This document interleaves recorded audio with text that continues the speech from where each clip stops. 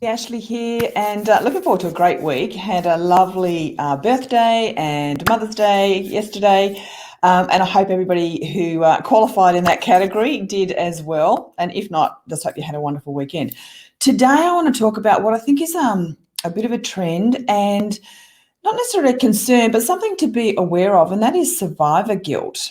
I've spoken to quite a few people over the last particularly week where organizations are still making significant changes to accommodate the current conditions, and people are being stood down, and those that are left, many people are experiencing survivor guilt, and it's impacting them. And so that's what I wanted to talk to you about today.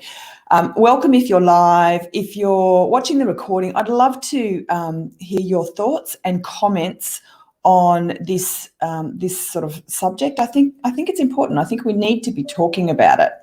So I'm just going to check my live stream.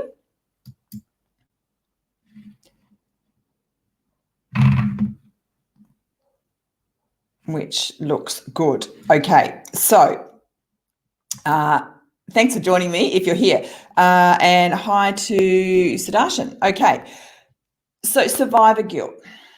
What I'm hearing and I'm seeing, of course, is that organisations need to continue to make changes to suit the current conditions. They're the leaders and the decision makers are trying to do the best they can to make sure that they've got a business that is operational at the moment as far as possible, and that they're setting themselves up to continue to be operational, and to set themselves up for the future state once we come out of the COVID-19 conditions. Now, as a consequence, of course, so many people have been stood down from their roles, particularly in some of the hardest hit industries like travel and tourism and hospitality, and there's many, many more. But there's lots of industries where people have been stood down. And obviously we need to do as much as we possibly can to support those people. Hi, Daryl. The thing is, though, that we also need to think about how we're managing the people who still have roles, because they have they're feeling the impact and the consequences of those decisions as well. And so let me give you an example. I spoke with a particular client last week, and lovely lady, and she has the experience of being one of the people who are left, and she has a small team left around her. Some of those people were in other teams reporting to other leaders, and now they report to her. And she's one of the few people at her, in her particular type of role who's left in the organisation. So many others are not. They've been stood down for a minimum of 3 months. And so she's grateful and appreciative of the fact that she still has a role, of course, but her heart is completely going out to the people who don't, who have been stood down, and she's experiencing survivor guilt. And it's actually getting in the way of her being able to focus as completely as she would like to on her role that she has to do on behalf of all of those people. And so I just wanted to, I guess, check in with you. How are you managing survivor guilt, if that's something that you're experiencing? Or, how are you supporting maybe some people in your team or around you who might be experiencing survivor guilt as well? So here are some of the things that I'm noticing. There's a lot of compassion from these people who have survivor guilt to the people who no longer have roles, and that's a wonderful thing. But they're getting so caught up in that compassion that that's the only thing they're focused on, and so they're offering support, which is again wonderful, but it's the only thing they're doing. And so what I wanted to do is to make some suggestions, I guess, about some of the other things to think about. So if you're experiencing survivor guilt, or you've got some people in your team who are experiencing survivor guilt, a couple of things to be thinking about and to get them thinking about. Okay, yes, they're very fortunate to still have a role, and it is unfortunate for those people who don't. But you now have this massive responsibility to do the very best that you can in your current role, so that you create the optimum chance of the organisation doing well and surviving and having the opportunity to bring back some of those people into the roles that will exist in future. If you don't do a great job now, then your organisation is not going to do as well and isn't going to be as well positioned to be able to offer people roles in the future.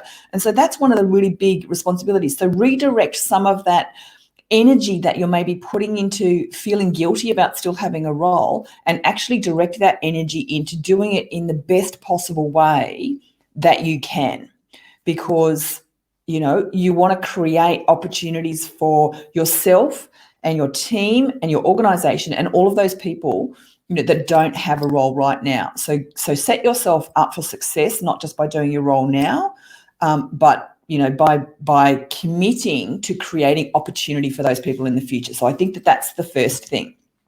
And I can see a couple of little comments, so I just want to check on those.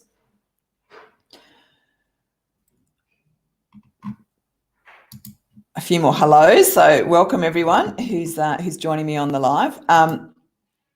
And again, if you're watching the recording, I'd love to hear your thoughts on this topic. I think it's obviously topical, but so important for us to be having conversations around this. It's okay to feel survivor guilt, but let's not kind of put all our energy there. Let's actually redirect it and go, okay, I really feel for those people, but if I can do a great job now, that's going to support not just me, but them as well.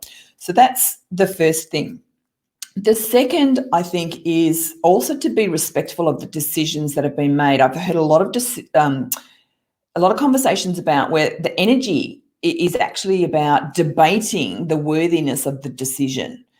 But the decision's already been made, and you're not going to actually probably change the decision about who's been stood down, who hasn't been stood down, the logic behind it and that sort of thing.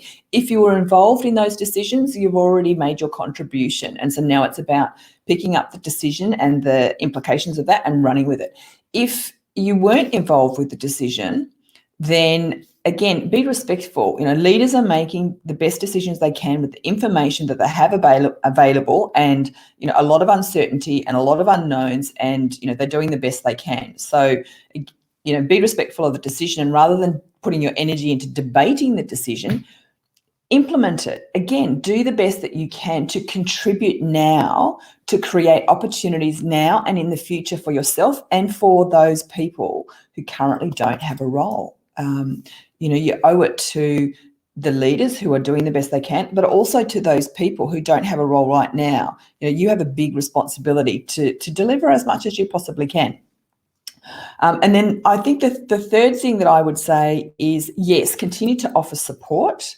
That's appropriate to those people. If they want to continue to be connected and looped into what's going on, then share information as far as you're allowed to with those people, so they feel like they're still part of the team. Do make offers of support if they need someone to talk to, or they're trying to figure out their plan of how to focus their time and use their time over the next maybe 3 months or 4 months, however long it is. So you can do those sorts of things, but again, don't overcompensate because you have a job and they don't. Yes, support them, but remember that you have a job to do, and it's really important that you do it well and you focus your energy and time there, because that's the way that you are also supporting them by creating opportunity for the future. I encourage you to maybe have those conversations. Just check in with the people who are left. How are they actually feeling? How are they responding to the situation that they have a job and others do not? Some people will be more impacted than others in terms of how they're feeling, the level of empathy, the level of compassion, and how impactful that is to them.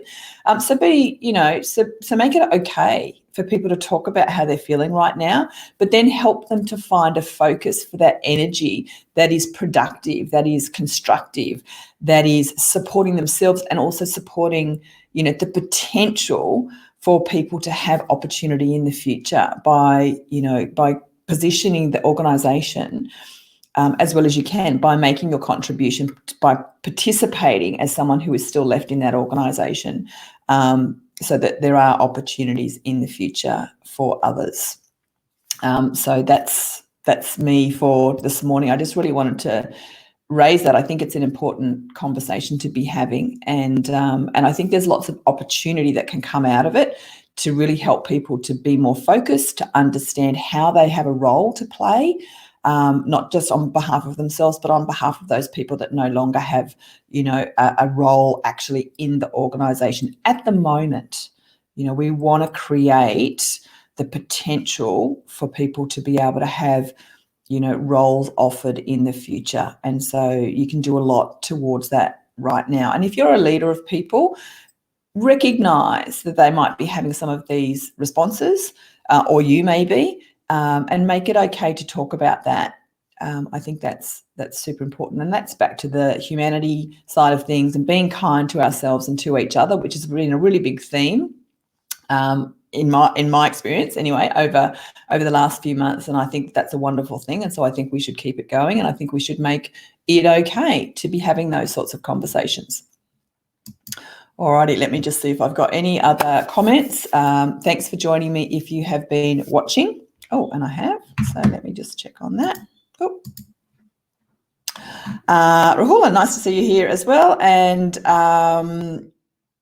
And Howdy, thank you. Yeah, I agree. Solidarity is key for robust leadership, and solidarity is at the moment not just about the people who are still operating in the organisation, but those that have unfortunately had to be stood down in this period. But we can all make a contribution and really make sure that we're doing what needs to be done. And not putting our energy into things that don't make a difference right now. That's the big thing. We need to be doing the right things at the right time, in the right way, supporting ourselves, supporting the people around us, supporting the people that are not directly around us anymore because maybe they're no longer working in the organisation, but you've still got a connection with them. So I would love to know your thoughts on survivor guilt. Maybe you're experiencing it, maybe you've observed others experiencing it, and what have you noticed that helps people to actually work through that and be a little bit more focused and a little bit more constructive in terms of actually moving us all forward. Have a great day, and I'll talk to you again soon.